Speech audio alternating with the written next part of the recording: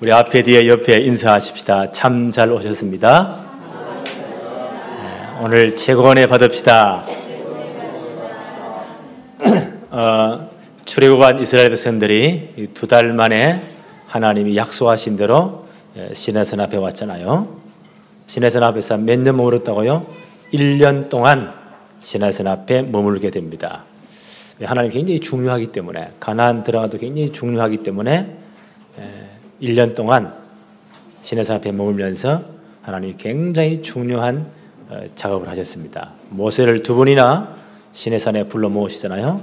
시내산으로 올라오게 하십니다. 거기서 뭘 주었습니까? 율법, 십계명을, 십계명이 대표가 되죠. 십계명이 뭐라고요? 하나님 나라의 헌법과도 같은 겁니다. 그게 십계명입니다. 그리고 여러 가지 많은 생활의 규범이 되는 율법을 주셨습니다.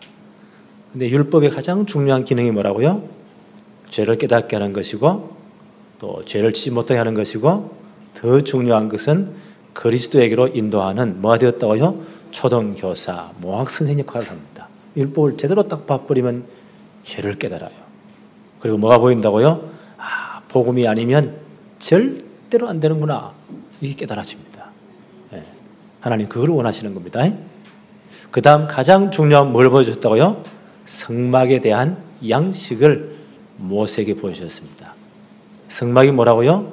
장차 오실 그리스도와 그가 완성하실 복음을 설명하는 완벽한 시청각 교재, 그게 성막이에요.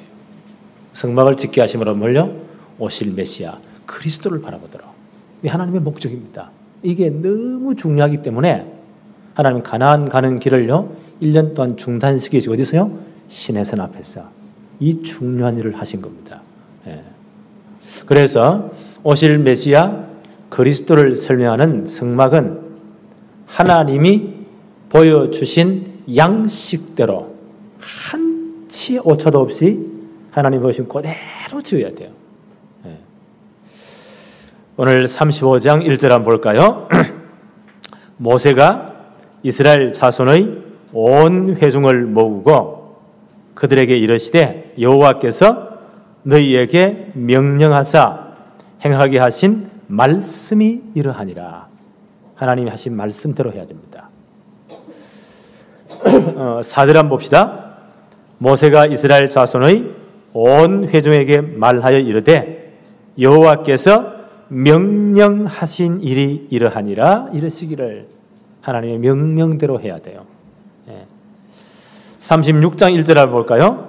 부살렐과 오홀리압과 및 마음이 지혜로운 사람 곧 여호와께서 지혜와 총명을 부으사 성소에 설 모든 일 할 줄 알게 하신 자들은 모두 여호와께서 명령하신 대로 할 것이니라.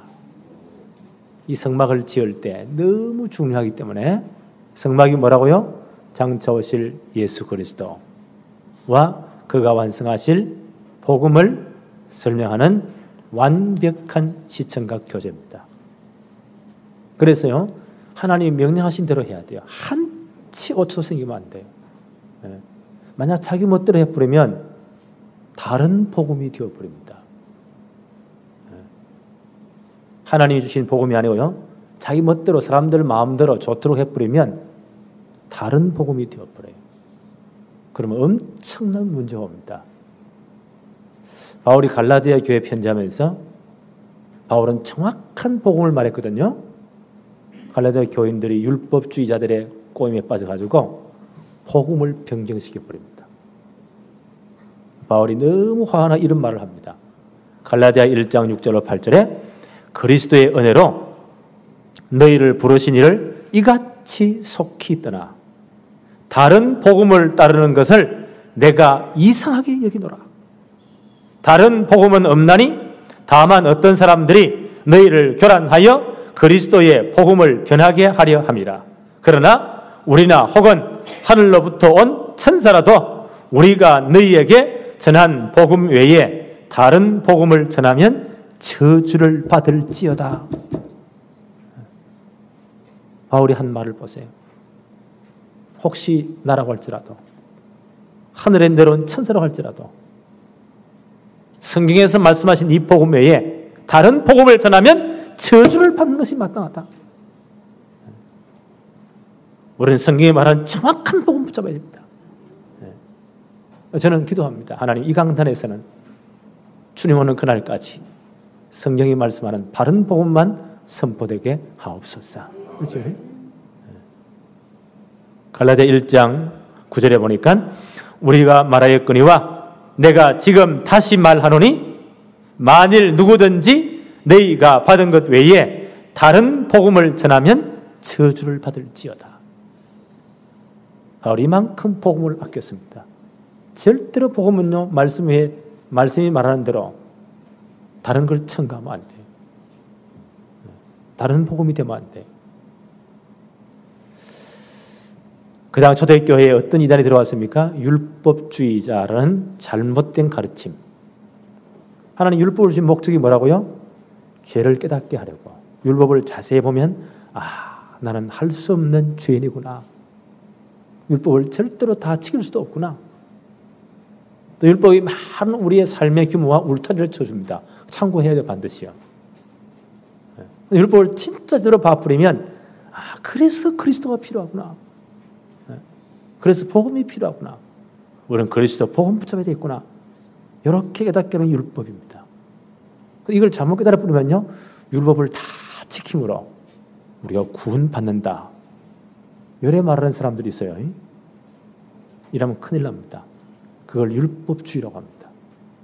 그 사람은요, 모든 율법을 한치 오차 없이 다 지켜야 돼요. 만약 열심히 지키다가 하나를 범했다. 처음부터 다시 시작해야 돼요. 이걸 너무 강조해버리면요, 자기 의가 드러나요. 그럼 뭐가 필요 없습니까? 그리스도가 필요 없습니다. 복음이 필요 없어요. 엄청난 문제가 옵니다. 바울이 이렇게 말합니다. 갈라디아 5장 2절 4절에 보라, 나 바울은 너희에게 말하노니 너희가 만일 할례를 받으면 그리스도께서 너희에게 아무 유익이 없으리라. 이 사람들은 이 율법주의들이 갈라디아 교회에 들어와가지고 이런 가르침을 합니다. 너희가 아무리 예수 믿어도 구원받아도 모세 율법 지키지 않고 모세 율법대로 할례를 받지 아니하면 구원받지 못한다 라고 이야기하는 겁니다. 이건 대단히 잘못된 거예요. 예수 그리스도를 믿음으로만 구원받습니다. 물론 유대인 된 전통으로서 나는 정통 유대인이다라는 몸의 표시라는 것이 할례입니다. 그건 껍데기에 불과해요. 진짜는 예수 그리스도를 믿음으로만 구원받습니다. 근데 이 사람들 잘못 가르치기를요, 할례 안 받으면 구원 못 받는다. 할례 받으면 마치 예수 안 믿어서 구원받는 것처럼 가르칩니다. 이렇게 생각하면 너희에게 그리스도께서 너희에게 아무 유익이 없으리라. 내가 할례를 받는 각 사람에게 다시 정언하노니 그는 율법 전체를 행할 의무를 가진 자라. 만약 홀에 구원받는 주장하면 율법 싹 다 지켜야 돼요. 전부 다 지켜야 돼요. 율법 안에서 어렵다함을 얻으려 하는 너희는 그리스도에게서 끊어지고 은혜에서 떨어진 자로다. 그러면요, 율법 다시 구원받는 이렇게 주장하면 그리스도가 필요 없어요. 복음이 필요 없어요. 바울이 뭐라고 말합니까? 율법 안에서 어렵다함을 얻으려 하는 너희는 그리스도에게서 끊어지고 은혜에서 떨어진 자로다. 우리는 죽었다 깨어나도 율법을 다 지킬 수가 없습니다. 막을 쓰고 다 지키다 해도요, 하나 범죄했다. 처음부터 다시 시작해야 돼요. 그리스도에게 복음이 필요한 겁니다. 그리스도가 필요한 겁니다. 십자가의 은혜가 필요한 겁니다. 네.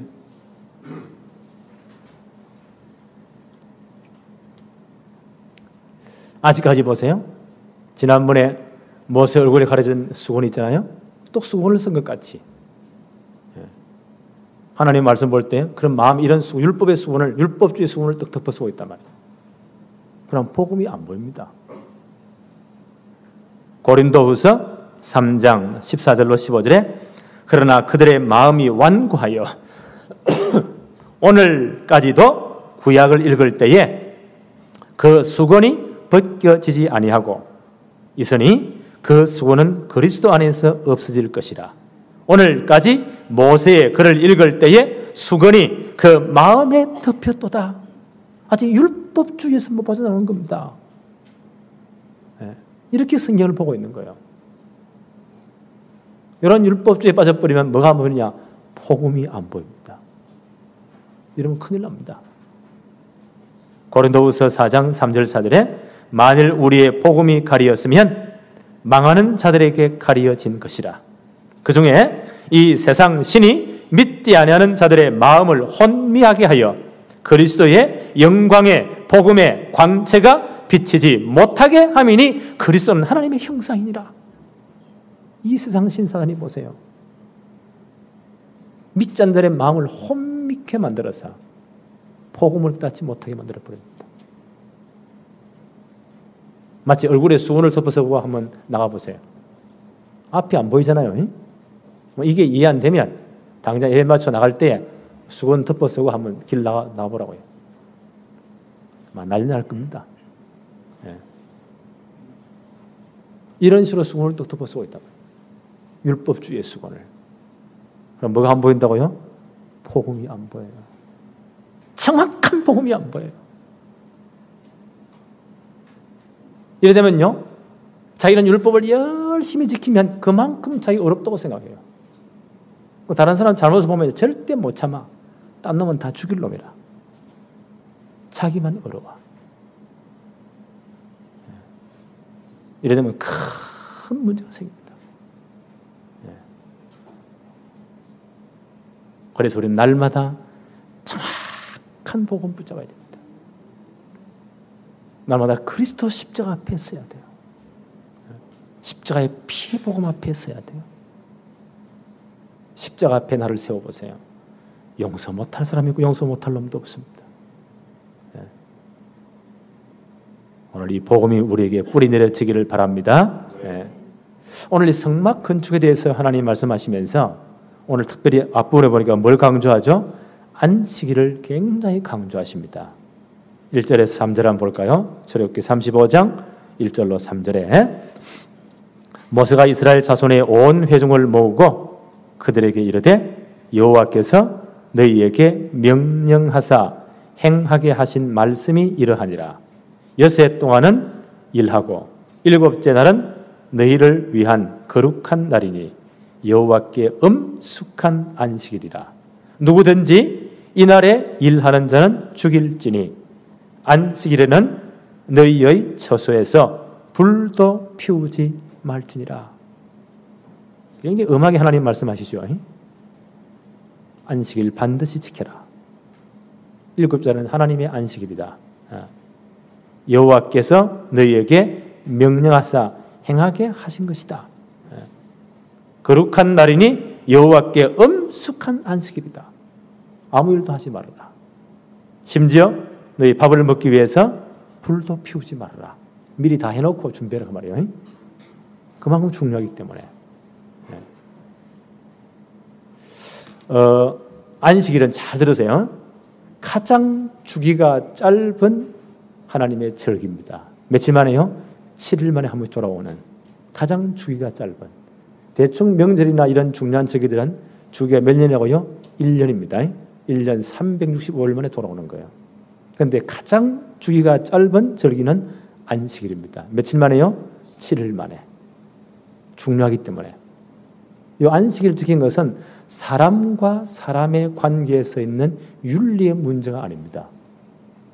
사람의 윤리의 문제가 아니고 안식일 지킨 것은요, 하나님과 인간과의 관계인 신앙의 관계입니다.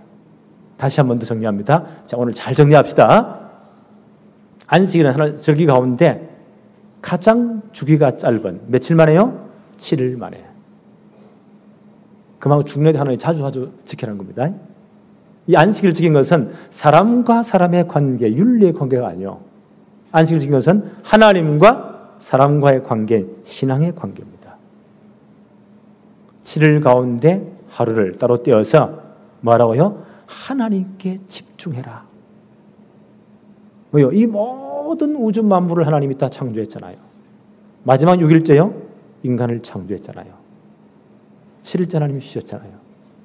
그래서 너희는 마지막 6일까지 열심히 살고 7째 날은 하나님께 집중해라.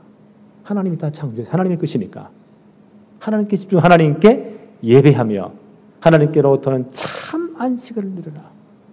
하나님께 정말 집중하기 위해서 뭐까지 해 말하고요? 3절에 보니까 안식일에는 너희 모든 처소에서 불도 피우지 말지나. 미리 다 준비하고 하지 말라는 거예요. 왜요?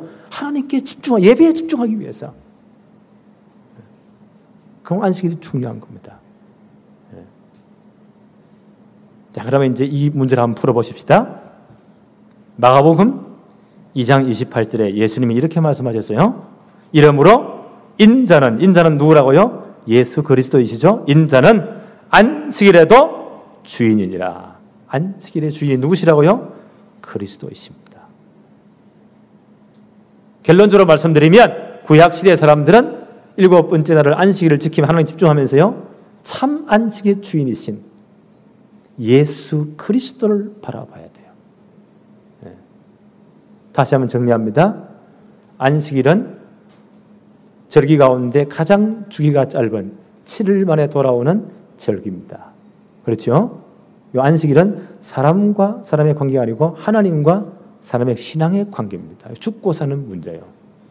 사람의 관계, 너 나의 옳고 그름의 관계가 이게 아니고 하나님과 사람과의 관계, 죽고 사는 문제입니다. 그게 안식일입니다. 7일 가운데 하루를 떼어서 하나님께 집중하도록 한 날입니다. 하나님께 예배하면서 하나님께로부터는 참 평안, 참 안식, 참 축복을 받가졌습니다. 그러면 누구를 바라본다고요? 참 안식의 주인공 되신 그리스도를 바라보는 날입니다. 안식일 날 예배하면서 하나님 집중하면서요, 참 안식은 그리스도를 바라보고 하는 날이 안식일 날입니다. 그래서 안식일을 지키지 않고 배척하는 것은 그리스도를 배척하는 겁니다. 구약시대에 안식일을 지키지 않고 자기 멋대로 하거나 안식일을 거부한 자는요, 복음을 거부하는 자요. 그럼 구원받지 못합니다. 그럼 신약시대 왜 안식일을 왜 안 지키느냐? 잘 들으세요. 참 안식의 주인공이신 그리스도께서 참 안식, 복음을 완성한 날, 그날이 언제요? 안식 후 첫날 주님이 부활하셨잖아요. 그렇죠? 금요일 날 주께서 십자가 지셨죠? 무덤에 장사지내마 되었다가 토요일 날 안식하시고 그 다음 날 주일날, 일요일 날이죠, 새벽에 부활하셨습니다. 모든 죽음의 권세, 세상 권세, 무덤 권세를 깨뜨리시고 주님이 부활하신 겁니다. 우리에게 그래서 참 복음을 완성했잖아요. 우리의 참 안식을 완성해 주셨잖아요. 그 날을 우리는 주의 날로 지킵니다. 그래서 십자가 이후는 언제요? 주의 일요일 날을 주의 날로 지키는 겁니다. 이해하셨죠? 네. 왜요?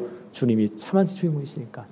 구약시대는 아직 예수님이 안 왔으니까 오실 걸 바라보면서 참 안식의 주인공이신 그리스도를 바라보면서 안식일을 지켰어요. 이제 주님 오셔서 십자가에서 모든 문제를 끝내시고 안식일 날 무덤에 장사지내마 되었다가 그렇지 토요일 날 금요일 날 돌아가셨잖아요. 입장하시고 토요일 날 안식하시고 그 다음에 주일 날 이른 아침에 부활하셨어요. 복음이 완성된 겁니다. 참 안식이 완성된 것입니다. 이 날을 우리는요, 주의 날로 지키는 겁니다. 네. 이해하셨습니까? 그 원리는 구약은 똑같아요. 이 날 뭐요? 예배하면서 하나님께 집중하는 날입니다. 하나님께로부터는 모든 은혜와 평강과 축복을 누리는 날, 날이 주의 날입니다. 그럼 초대교회 어떻게 주의 날을 지켰냐? 한 단면을 볼까요? 사도행전 2장 42절에 보니까 초대교회가 주의 날, 안식 후 첫날, 그렇죠? 주님이 부활하신 날 어떻게 지켰는가? 이렇게 기록하고 있습니다. 그들이 초대교회 교인들이죠. 사도의 가르침을 받아 안식 후 첫날 주의 날입니다. 다 같이 모여서 예배하는데 첫째는 사도의 가르침을 받아 메시지로 붙잡았습니다. 그래서 예배의 가장 중요한 것은요, 다 중요한 순서예요. 그 중에 가장 중요한 걸 꼽으라면 강단 메시지입니다. 말씀 제대로 붙잡아야 돼요. 네. 하나님 우리에게 뭘요? 말씀을 주셨습니다. 그렇게 중요한 성막에 대한 모든 것 하나님이 다 없애버렸습니다. 언약궤 다 감춰버렸습니다. 다 감춰버렸어요. 우리가 뭘 줬다고요? 오로지 말씀만 주셨어요. 그래서 하나님께 집중하는 방법이 뭐라고요? 말씀을 제대로 붙잡는 겁니다. 초대교회는 뭐 했다고요? 저희가 사도의 가르침을 받아. 말씀 딱 붙잡아야 돼요. 굉장히 중요합니다.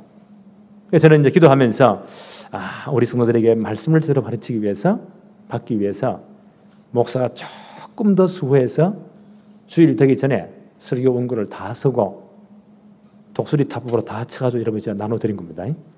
다 들고 있죠? 여러분 한 부당히 보면 저는 그걸로 치려면 1시간 걸려요. 독수리 타법 알죠? 가끔가다 막 띄어쓰기가 엉망인 것은 제가 익숙지 않아가지고 그렇게 한 겁니다. 이해해 주시기 바랍니다. 왜요?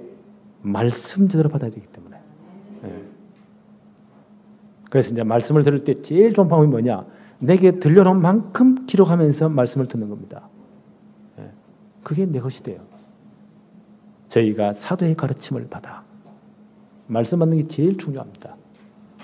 그 다음 뭐 했다고요? 2장 42절에 보내요. 사도행 2장 42절에 서로 교제하며 그 말씀과 서로 포럼했단 말이에요. 말씀에 은혜 받은 것, 내가 참 말씀에 축복을 받은 것, 내가 다 해야 될 명령을 받은 것, 이런 것들 함께 나누는 겁니다. 그때 많은 게 깨달아져요. 서로 교제하며. 그 다음 초대교회는 보니까요, 떡을 떼며 이 말은 성찬과 예찬입니다. 그것은 그리스도의 십자가를 다시 한 번 더 기념하는 겁니다. 복음을 다시 한 번 기념하는 거예요. 복음을 다시 한 번 기억하는 겁니다. 뿌리 내리는 겁니다. 그리고 말씀 붙잡고 뭐 했다고요? 기도하기를, 오로지 기도하기를 힘쓰니라. 말씀으로 진짜 기도했습니다. 여기에 초대교회가 주의 날을, 부활하신 그 날을 주의 날을 지켰잖아요. 그 날을 진짜 예배하면 하나님께 집중하는 방법 네 가지입니다. 첫째 뭐라고요? 강단 메시지를 제대로 딱 붙잡았다. 우리 교회는 이런 이제 문화를 만들기 원해 정말 원합니다. 강단 메시지는 내 인생입니다. 강단 메시지가 나와 상관없다. 인생이 내가 헤매고 있는 중입니다. 강단 메시지는 내 인생입니다. 생을 딱 그거 붙잡았어요. 그래서 전 성도가 강단 메시지를 생을 걸고 붙잡는다. 하나님은요, 이 담임 목사에게 생을 걸 메시지를 주십니다. 분명히 그렇습니다. 진짜 기도하세요. 오늘 주의 종을 통해서 내게 반드시 성취될 말씀을 허락해 주옵소서. 하나님 그렇게 하시는 겁니다. 사도의 가르침을 받은 강단 메시지. 그 다음 뭐 했다고요? 서로 교제하며 그 말씀을 서로 나눈 겁니다. 그걸 말씀 포럼이라고 해요. 떡을 떼며 성찬과 예찬이죠. 그건 복음을 다시 한 번 더 확인하고 뿌리내리는 겁니다. 그 다음 네 번째 뭐 했다고요? 오로지 기도하기를 힘쓰니라. 뭘 붙잡고요? 말씀 붙잡고. 여기에 초대교회의 한 단면입니다. 하나님께 집중하는 예배의 한 단면이에요. 이 축복이 우리 교회에 그대로 임하기를 바랍니다. 우리 교회 딱 이요. 우리 교회 배지가 돼야 돼요. 세상들께는 이 축복이 분명한 교회다. 우리 후대까지 물려줄 우리 교회 문화가 딱 돼야 됩니다. 주일날 이렇게 예배 이렇게 하나님께 집중해야 돼요. 이런 영적 상태가 되어버리면, 이런 영적 상태가 되어버리면요, 그 다음 게 풀린다니까요. 우리는 영적인 존재입니다. 인간에게만 영혼이 있습니다. 하나님을 바라보는 존재입니다. 영적으로 하나님께로부터 오는 진짜 힘을 공급받아야 돼요. 그 다음에 육신적이 풀린다니까요. 영과 육이 분리되는 것이 죽는 순간입니다. 그때 두 가지 같이 있다니까요. 뭐가 먼저냐? 영적인 축복이 먼저입니다. 이 축복 받아야 돼요. 그래서 일주일에 하루를 시작할 때에 주의 날 하나님께 예배하며 하나님께 집중하면서 하나님께로부터는 진짜 은혜를 받아야 됩니다. 영적 힘을 공급받아야 됩니다. 그래야 우리 영적 상태가 강건해지는 겁니다. 이때부터 초대교회 보니까요, 사도행전 2장 43절 45절에 보니까 모든 현실 문제, 경제 문제 다 풀려버립니다. 이런 역사가 일어나버립니다. 영적 축복을 받으니까 현실의 삶의 문제 다 풀려버립니다. 46, 47절에 보니까 사도행전 2장 46, 47절에 보니까 날마다 마음을 같이하여 성전에 모이기를 힘쓰고 집에서 떡을 떼며 기쁨과 순전한 마음으로 음식을 먹고 하나님을 찬미하며 또 온 백성에게 칭송을 받으니 주께서 구원받는 사람을 날마다 더하게 하시니라. 주일날 이런 영적 힘을 얻으니까 날마다 천국을 합니다. 모든 육신의 삶의 문제가 끝나는 동시에, 경제 문제가 끝나는 동시에요, 천도문이 열리기 시작합니다. 온 백성들이 칭송을 합니다. 그 교회 하나 때문에 주의가 다 살아나는 겁니다. 이 축복이 우리 교회에 임하기를 바랍니다. 이 축복을 반드시 봐야 돼요. 그래서 이 엄청난 성막을 주기 전에요, 지키지 하나님은 안식일 강조하는 여기에 있습니다. 안식의 중요한 그리스도를 바라보라고. 신약 성도 우리에게는요, 진짜 주의 날 하나님께 집중하고 예배하면서 영적인 축복을 먼저 받으라고. 영적으로 우리가 강건해져야 됩니다. 그래야 그 다음 게 풀린다니까요. 이 축복이 누려지기를 바랍니다. 오늘 그 다음으로 세 번째 보니까 성막을 건축할 때에 전 백성들에게 자원하는 예물을 드리라고 말씀합니다. 35장 5절에 보니까요, 너희의 소유 중에서 너희는 여호와께 드릴 것을 택하되 마음에 원하는 자는 누구든지 그것을 가져다가 여호와께 드릴지니 곧 금과 은과 녹과 쭉 이렇게 해서 드릴 목록들이 나옵니다. 21절 22절 한번 볼까요? 이스라엘 자손의 온 회중이 모세 앞에서 물러갔더니 마음이 감동된 모든 자와 자원하는 모든 자가 와서 회막을 짓기 위하여 그 속에서 설 모든 것을 위하여 거룩한 옷을 위하여 예물을 가져다가 여호와께 드렸더니, 마음이 감동된 모든 자, 자원하는 모든 자가 성막을 짓기 위한 예물을 다 드립니다. 29절 한번 볼까요?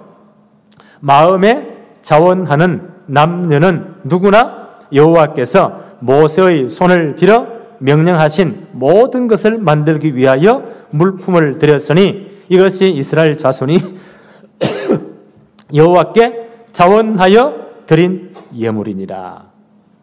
성막을 만들 때 어떻게 해요? 이스라엘 자손들이 그들이 가진 것 가운데서 자원하는 마음을 하나님께 다 드리겠습니다. 자원하는 예물을. 그렇다면 이분들이요, 이 모든 가진 물건이 어디서 가지고 나온 겁니까?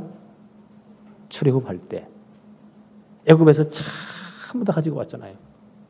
출애굽기 12장 35절 36절에 보니까 이스라엘 자손이 모세의 말대로 하여 애굽 사람에게 은금 패물과 어복을 구하며 여호와께서 애굽 사람에게 이스라엘 백성에게 은혜를 입히게 하사 그들이 구하는 대로 주게 하심으로 그들이 애굽 사람의 물품을 취하였더라. 하나님 은혜를 주셨잖아요. 400년 종살이하다가 나오는 그날 하나님의 400년 품삯을 한꺼번에 싹 다 주신 것 같아요. 하나님 절대 공짜가 없는 것 같아요. 지금 노예 사람에서 막 착취를 당했잖아요. 그 누가 보상해 줍니까? 출애굽하는 그날 마지막 재앙이 뭐죠? 애굽의 모든 장자의 목을 다 치는 재앙입니다. 이스라엘도 다 죽어야 돼요. 왜요? 이게 창세기 3장 저주입니다. 이스라엘 대신 누가 죽었습니까? 어린 양이 대신 죽었습니다. 그 표적으로 문설주 임하며 어린 양의 피를 발라라. 대신 죽었잖아요. 그 피를 보고 죽음의 천사가 뭐 했다고요? 6월 넘어갔잖아요. 그래서 6월절입니다. 그 어린 양은 누구를 예표합니까? 오실 메시아 그리스도를 예표합니다. 복음 인자가 살았습니다. 전 이스라엘 애굽 가정이요, 전부 다 추상집이 다 되는 겁니다. 장자가 죽었다. 장자는 가정 전체를 대표하는 사람입니다. 전체 하나님 다 죽은 것 똑같습니다. 그러니까 무슨 재물이 필요하겠어요? 그때 모세의 명령을 내립니다. 모든 애국 가정에 가서 너희 마음대로 은금, 보화, 모든 좋은 것 다 달라고 해라. 그러니까 무슨 애국 사람들이 창고 문을 다 열고 이스라엘 사람들에게 다 가져가라. 필요 없으니까. 400년 한이 맺혔잖아요. 있는 대로 다 끼입었겠죠. 좋은 옷들, 은금보화 폐물들 싹 다 가지고 나온 겁니다. 뭐 때문에요? 성막을 지으라고. 어떤 분은 이렇게 말해요. 아니 목사님, 그 광야에 풀 한 폭이 없는 그곳에 어떻게 성막을 짓습니까? 가난한 사람들이. 아니요, 하나님이 다 주어서 가지고 나가겠습니다. 60만이 넘으니 그걸 가지고 경제활동이 많이 일어났겠죠. 네 가진 것 가운데서 하나님께 드리라. 시편 24편 1절에 보니까 땅과 거기 충만한 것과 세계와 그 가운데 사는 자들은 다 여호와의 것이로다. 다 하나님의 것입니다. 단 우리를 뭐요? 관리자로, 우리를 잘 보관하라고, 관리자로 우리의 그걸 준 겁니다. 에덴 동산을 창설하시고요, 그 모든 좋은 것 다 주시고 하나님이요 인간을 창조하시고 관리자로 거기 두었잖아요. 잘 관리하라고. 하나님, 목사님 나는 왜 적게 줍니까? 아직 관리할 능력이 잘 안 되니까. 그렇죠? 왜 조그마한 유치원 아이에게 수천만 원 안 줍니까? 능력이 안 되잖아요. 주면 큰일 납니다. 어떤 이유가 죽일 줄 몰라요. 큰일 나요, 그거는요. 왜 이건희 회장이 저렇게 많은 돈을 줬냐? 세상 경제 관리를 잘하라고. 잠시 맡겨놓을 뿐입니다. 오늘 보니까요, 성막을 짓기 위해, 성막은 뭐라고요? 오실 메시아 그리스도를 예표하는, 설명하는 시청각 교제입니다. 그 성막을 짓기 위해 하나님은요, 미리 애굽의 모든 은금 보화를 다 가지고 나오겠잖아요. 그래서 이걸 자세히 보면 하나님은 정말 복음을 위해서 앞으로 진짜 복음 가지고 렘넌트를 제대로 만들어서 세계를 정복하자. 요 숨은 요 축복을 위해서요, 경제를 숨겨놓았습니다. 나는 이 사실을 믿습니다. 하나님 안 준다, 안 해버리면 돼요. 그렇잖아요? 하나님이 줘야 하잖아요. 성막을 지을 때 아무것도 없는 너희들이 해라. 그럼 도둑질하고 옵니까? 아니잖아요. 왜 성막 짓는 게 너무 중요했던 하나님은 6월절 날 나올 때에 애굽의 모든 것 다 가지고 나오더라고요. 하나님 그렇게 하신 겁니다. 하나님이 예비하신 경제입니다. 나는 이 경제에 있다고 봅니다. 뭐 때문에요? 복음 때문에. 하나님이 다 주었잖아요.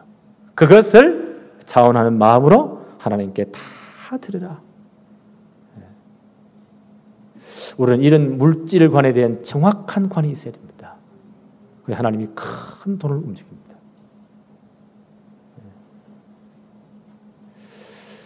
욥기서를 잘 알죠? 구약의 아브라함과 동시대 사람입니다.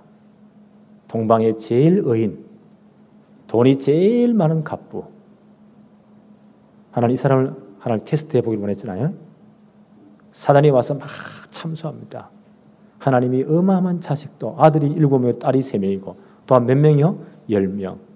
재산이 제일 많았습니다. 사단이 참수하는 거예요. 하나님 만약에 욥에게 자식 다 빼앗아 가버리고. 그 당시 고대 사회는 자식이 많은 게 큰 축복이요. 그 당시에는. 그러니까 10명의 자녀를 가졌다. 엄청난 축복입니다. 재산이 어마어마했습니다. 사단이 뭐라고 말합니까? 하나님 만약 저 욥을 테스트 한번 해보십시오. 자식 다 데려가 버리고 그 많은 재산 한 번에 다 날려보세요. 하나님 저주할 겁니다. 하나님이 욥의 그 사단이 허락하잖아요. 어느 날 보세요. 그 자녀들이 맏아들 집에, 큰아들 집에 모여가지고 잔치를 하는데 요즘 보면 미국분의 토네이도 알죠? 효리바람이 오니까 싹 다 날아가 버리잖아요. 갑자기 이런 돌풍이 불어가지고 집이 무너져 그 아들 7명, 딸 3명 다 죽어버립니다. 어마어마한 사건이 벌어진 거예요. 이방에 도둑자 일어나가지고 도둑들이 와가지고는 그 많은 재산들, 낙타, 소, 양떼 싹 다 훔쳐가 버립니다. 하루아침에 박살났습니다. 자, 이쯤 되면 어떻게 하실랍니까? 저와 여러분이 이런 상황에 놓였다. 어떻게 하실래요? 어떻게 하시겠습니까? 감옥에서 같으면요, 순간적으로 불신이 오겠죠. 하나님, 내가 복음에 이렇게 헌신했는데 하나님 이럴 수가 있습니까? 어떤 분은 기도할 때요, 하나님 억울합니다. 입장을 바꿔놓고 한번 생각해 봅시다. 이렇게 기도하는 사람도 있어요. 얼마나 답답했으면 이해는 되줘요. 욥이 뭐라고 말하죠? 욥이 일어나 겉옷을 찢고 머리털을 밀고 땅에 엎드려 예배하며. 저는 이 성경을 보면서요, 저 눈을 다시 한 번 더 씻고 봤다니까요. 겉옷을 찢고 극한 슬픔입니다. 머리털을 밀고, 이 말은 너무너무 원통해서, 너무 원통하면 자기 머리를 막 이렇게 떴잖아요. 너무 원통해서. 그 다음에 보니까요, 땅에 엎드려 막 땅에 튕깁니다. 그 다음 어떤 말이 나와야 돼요? 하나님을 원망하며 이래야 되는데 성경은 이렇게 기록하고 있어요. 예배하며. 그래서 하나님께 예배한 겁니다. 이르되 내가 모태에서 알몸으로 나왔사온 적 또한 알몸이 그에게로 돌아올지라. 우리 어머니 배에 나올 때 뭐 돈 몇 억 들고 온 사람 있습니까? 알몸으로 나왔잖아요. 하나님 준 것 관리하다가 갈 때 가지고 갑니까? 아니요. 빈손 들고 갑니다. 알몸으로 돌아갈지라. 주시니도 여호와시요 거두시니도 여호와시오니 여호와의 이름이 찬송을 받으실지니이다 하고, 이 모든 일에 욥이 범죄하지 아니하고 하나님을 향하여 원망하지 아니하니라. 보세요. 보통 믿음의 사람이 아닙니다. 자본주의 사회에서 제일 큰 위력이 뭡니까? 돈입니다. 미국이 그렇게 좋은 나라는 알았더만 미국을 자세히 한번 들어보세요. 막. 돈 있으면 뭐든지 합니다. 사람 때려 죽인 놈도 돈만 있으면 풀려납니다. 왜요? 변호사 유능한 놈 사가지고 막 변호하면 되니까. 돈 없으면 죽습니다. 근데 여기 이제 우리 속으면 안 돼요. 오늘 우리의 신앙을 다시 한번 점검해 봅시다. 성도님들 제일 흔들리는 게 뭡니까? 돈 아니면 자식 문제 아니야. 그렇죠? 하나님이 필요해서 주신 겁니다. 우리는 뭐라고요? 관리자에 불과합니다. 오늘 잘 보세요. 그리스도를 예표하는 복음을 설명하는 시청각 교재인 성막을 짓기 위해서 하나님이 미리요 모든 물질을 애굽에서 가져나오게 했습니다. 그렇다면 복음을 위한 경제는 하나님이 따로 준비하십니다. 분명히 그렇습니다. 오늘 문 목사님 기도했잖아요. 우리가 렘넌트 성공시대를 위해서 진짜 시설과 막 필요합니다. 하나님이 다 하실 겁니다. 저는 오직 그겁니다. 하나님 진짜 복음처럼 뿌리는 렘넌트 키워서 전 세계 모든 족속 민족 다 시스템 깔게 하시고 복음의 빛을 발하는, 그때 모든 이방의 열방의 모든 은근 보화가 다 오잖아요. 렘넌트 성공시대를 만들게 하옵소서. 그게 오직입니다. 하나밖에 없습니다. 이것 때문에 내가 생을 걸게 하옵소서. 하나님, 이게 진짜 하나님의 일을 하면 하나님이 역사해 주옵소서. 여기에 증거를 주옵소서. 저는 이런 배짱이 있으면 하나님 안 주면 안 합니다. 안 그래요? 이미 천국 가자. 우리 천국 티켓 따놨잖아요. 우리의 시민권 어디에 있어요? 하늘에 있습니다. 누구도 변개할 수가 없습니다. 하나님의 백성입니다. 이 땅 잠깐 나그네 삶을 살다가 하나님 분명히 말씀했잖아요. 그 년수와 일수와 날수를 이미 정해놨, 거주의 한계도 딱 정해놨습니다. 더도 덜도 넘지 못하게 하셨느니라. 이 땅 떠날 날 다 놓고 하늘나가 하는 겁니다. 그때 하나님 내게 야간 목사 뭐하고 왔냐? 이거 하고 왔습니다. 왜 렘넌트를 위해 진짜 이스라엘 모든 걸 안 했냐? 하나님 안 주셔서 안 했습니다. 잘못된 게 있습니까? 나는 자신이 있습니다. 그렇잖아요. 하나님 복음 때문에 하나님은 숨은 경제를 예배해 놓았습니다. 진짜 기도하세요. 하나님이 그걸 줄 때는요, 우리는 정말 차원에서 드려야 돼요. 그래서 복음의 그리스도의 복음의 광채를 드러내기 위한 헌금의 원리입니다. 헌신의 원리입니다. 바울은 이렇게 말을 합니다. 고린도후서 9장 7절 8절에 각각 그 마음에 정한 대로 할 것이요 인색함으로나 억지로 하지 말지니 하나님은 즐겨내는 자를 사랑하시느니라. 하나님이 능히 모든 은혜를 너희에게 넘치게 하시나니 이는 너희로 모든 일에 항상 모든 것이 넉넉하여 모든 착한 일을 넘치게 하려 하심이니라. 이게 헌금의 원리입니다. 마음에 정한 대로 인색함으로나 억지로 하지 말지니. 그렇죠? 성령께서 분명히 역사하실 겁니다. 내가 이런 상황 속에 나는 이렇게 해야 되겠다. 그 성령의 인도함 받는 겁니다. 즐겨내는 자를 사랑하시느니라. 하나님이 능히 모든 은혜를 너희에게 넘치게 하시나니. 그렇죠? 이는 너희로 모든 일에 항상 모든 것이 넉넉하여 모든 착한 일을 넘치게 하려 하십니다. 진짜 기도하세요. 하나님 렘넌트를 위해서, 복음 위해서 마음껏 드려서 하나님에게 축복하십시오. 손을 놓다 기도하세요. 이 목사님 그러잖아요. 얻어먹는 거지도 뭐라고 했나요?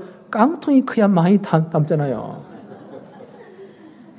그러니까 저는 기도합니다. 하나님 진짜 우리 렘넌트를 제대로 키우기 위해서 100억의 자산에 대한 정확히를 구성하도록 하나님 축복하옵소서. 우리 사람들을 축복해 주십시오. 우리 이 땅 다 떠나고 난 다음요, 주님은 그날까지 아무도 손 못 대게 정확히 구성합시다. 우리 아이들 제대로 딱 교육시키도록. 그렇죠? 하나님이 분명히 역사하실 겁니다. 복음 때 하나님 예배해 놓았습니다. 빌립보 4장 15절로 17절에 빌립보 사람들아 너희가 알거니와 복음의 시초에 내가 마게도나를 떠날 때에 주고받는 내 일에 참여한 교회가 너희 외에 아무도 없었느니라. 바울이 지금 이방인 선교사로 파송되잖아요. 그때 빌립보 교회가 선교헌금을 한 겁니다. 데살로니가에 있을 때에도 너희가 한 번뿐 아니라 두 번이나 나의 설 것을 보내었도다. 바울의 선교헌금을 넘치도록 보낸 겁니다. 빌립보 교회가 내가 선물을 구함이 아니요 오직 너희에게 유익하도록 풍성한 열매를 구함이라. 내가 선물을 구함이 아니다. 너희의 유익을 위해서. 그래서 우리는 이 헌금의 원리를 잘 이해해야 됩니다. 이게 하나님의 방법입니다. 여러분 샘을 보세요. 생수 나오는 샘을 자꾸 퍼내요. 생수가 계속 나옵니다. 덮어두면요 썩어버립니다. 하나님의 경제의 원리입니다. 그래서 바울이요 막 헌금을 해서 감사합니다 그게 아니고 내가 선물을 구함이 아니요 너희에게 유익하도록 풍성한 열매를 구함이라. 빌립보 교회가 선교금 제대로 축복받은 겁니다. 하나님이 예비한 경제법칙을 아는 겁니다. 빌립보 4장 18절 19절에 내게는 모든 것이 있고 또한 풍부한지라. 에바브로디도 편에 너희가 준 것을 받음으로 내가 풍족하니 이는 받으실 만한 향기로운 제물이요 하나님을 기쁘시게 한 것이라. 나의 하나님이 그리스도 예수 안에서 영광 가운데 그 풍성한 대로 너희 모든 설 것을 채우시리라. 빌립보 교회가 바울에게 헌금해 준 것을 받고요. 바울이 선교헌금에 대한 영수증입니다. 영수증을 이렇게 썼어요. 내게는 다 있다. 에바브로디도가 왔다 갔다 하면서 성경을 전달했거든요. 그 편에 보내준 너희 성경을 받고 내가 너무 감사하다. 내가 풍족하다. 그 성경을 두고 하는 말입니다. 이는 하나님이 받으실 만한 향기로운 제물이요. 이게 구약의 소제입니다. 곡식을 드린 제사, 다음에 공부하겠습니다. 소제가 풍성하다. 백성들의 삶이 풍족한 거예요. 이 소제가 끓인다. 백성들이 다 가난에 다 지금 찌든 겁니다. 이는 받으실 만한 향기로운 제물이요. 이게 소제입니다. 감사 제물입니다. 하나님을 기쁘시게 한 것이라. 하나님을 기쁘게 해버리면요, 원수로도 화목되어 버려요. 반대로 하나님 약 올리면 되는 게 하나도 없습니다. 하나님을 기쁘시게 한 것이라. 나의 하나님이 그리스도 예수 안에서 영광 가운데 그 풍성한 대로 너희 모든 설 것을 채우시기를 원한다. 바울의 선경입니다. 영수증입니다. 나는 이걸 기도한다. 너희의 모든 설 것을 풍성히 채우기를 원한다. 나는 진짜 복음 때문에 바르게 헌금하고 바르게 우리 헌신하고 이 축복을 받기를 원합니다. 분명한 것은요, 진짜 복음 때문에 하나님의 예비된 경제를 준비해 놨습니다. 숨은 경제가 있습니다. 이게 움직이는 시간표입니다. 왜요? 렘넌트 때문에. 그렇죠? 복음 때문에. 그래서 저는 이제 사대금으로 기도하잖아요. 11조, 우리 내가 늘 기도하죠. 아브라함 때부터 하나님이 민영하시잖아요. 시작된 물질 축복의 비밀이 11조입니다. 하나님의 것. 그 다음 우리 성경금 하잖아요. 로마서 16장에 이 세계복음 했던 사람들이 하나님과 특별한 이면 계약을 맺고 평생 복을 받은 게 성경금입니다. 그렇죠? 그 다음에 성전, 우리 RTC 이렇게 제대로 우리 후대를 키워야 된단 말이에요. 그래서 제대로 성전 건축하고 제대로 시설을 제대로 갖춰야 돼요. 이게 세계복음의 축복입니다. 예.